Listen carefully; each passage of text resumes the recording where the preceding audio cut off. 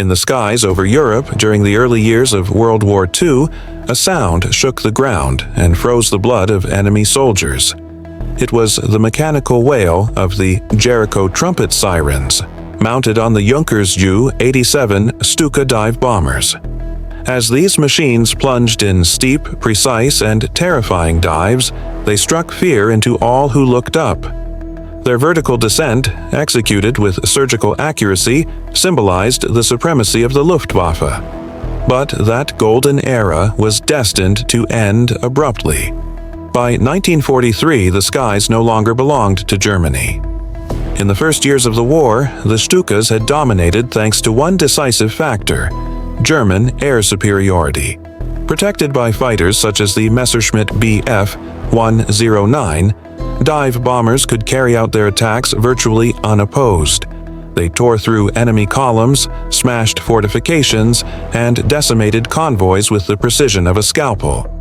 The Stuka was the spearhead of the Blitzkrieg, a weapon of shock and awe that reshaped modern warfare. However, war is never static. Tactics, machines, and strategies evolve, and the sky that had once been theirs began to slip away.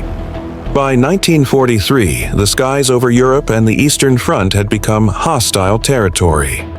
The Luftwaffe's ability to control the airspace was crumbling. Multiple factors contributed to this decline, but one was decisive: the collapse of German air superiority. Allied advances in industrial production and aviation technology had shifted the balance. The introduction of fighters like the Spitfire Mark IX, the P-38 Lightning, and especially the P-51 Mustang transformed the aerial battlefield. These planes were faster, more agile, and possessed the range to escort Allied bombers deep into German territory, rendering the once feared Stukas vulnerable. In this new reality, the Stukas were exposed and obsolete. Designed for lightning warfare, the Stukas were slow and cumbersome. Their maximum speed barely exceeded 390 kilometers per hour, making them easy prey for Allied fighters capable of easily outpacing and outmaneuvering them. Worse yet, their primary tactic, the steep dive attack, required long ascents and left them exposed during the dive. Their once deadly precision became a liability. They were static targets in a sky now dominated by faster and more versatile aircraft. Each mission became a gamble with fate. The skies were no longer a battlefield. They were traps, deadly and unrelenting. The Ju-87 Stuka had been conceived for a type of war that no longer existed in 1943. Without air cover, their attacks lost effectiveness, and the men who flew them lost hope. Every sortie became an extreme risk. Every mission demanded faith beyond reason. The Luftwaffe had gone from being the most feared force in the sky to a struggling shadow of its former self. And in this struggle, 82% of Stuka crews paid the ultimate price for a world that had left them behind. As the conflict wore on, not only did the skies change, the very nature of the war evolved. The Blitzkrieg, that lightning war which had elevated the Stuka to legendary status, began to unravel under the pressure of a fast-learning enemy. By 1943, the Allies had studied and understood the patterns, weaknesses, and rigid tactics of the Luftwaffe. The days when a squadron of Stukas could crush enemy columns with impunity were gone. On the battlefields of Kursk, Italy, and Normandy, the Stukas met their harsh destiny. Better equipped and more coordinated Allied forces began deploying networks of mobile anti-aircraft defenses and rapid response fighters. Every German advance was observed, tracked, and countered with precision that had once belonged exclusively to the Wehrmacht.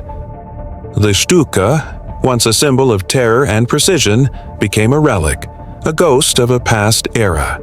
Its main tactic, the vertical dive to deliver bombs with surgical accuracy, had once been its greatest strength.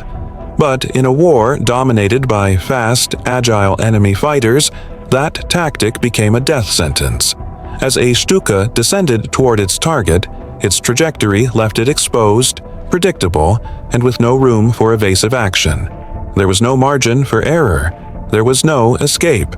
the Luftwaffe attempted to adapt. Some Stukas were converted into the G2 variant, equipped with 37mm anti-tank cannons, famously used by aces such as Hans Ulrich Rudel, Germany's most decorated pilot. Yet these adaptations were the exception, not the rule. For the majority, the result remained the same: rising losses, shattered morale, and decimated squadrons. The paradigm shift was irreversible.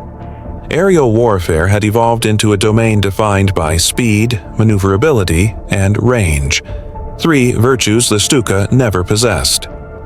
While the Allies fielded faster bombers and versatile fighters, Germany continued to deploy machines already belonging to history. On the battlefields from 1943 onward, the Stuka no longer screamed. It fell in silence. The 82% of Stuka crews who perished did not die from a lack of courage. They died trapped in a doctrine that refused to die in time. The loss of German air superiority sealed their fate. Their once lethal tactics, synonymous with precision and terror, became tactical suicide against faster, more numerous, and better coordinated enemies.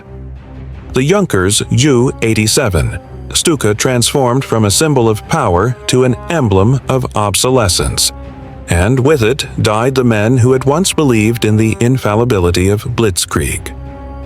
The story of the Junkers. Ju-87 Stuka is a lesson in the fleeting nature of military supremacy. Once feared across Europe, its siren's scream symbolized the terror and precision of the blitzkrieg. Yet, by 1943, that symbol of power had become a relic, a ghost of a strategy that no longer fit the reality of modern warfare. The Stuka's decline was not a failure of courage or skill. It was the inevitable result of technological evolution and strategic inflexibility. While Allied air forces embraced speed, range, and adaptability, the Stuka remained bound to a doctrine that had outlived its usefulness. Every mission became a gamble, every dive a deadly dance with fate. Ultimately, more than 80% of its crews paid the ultimate price. Their sacrifice was not in vain.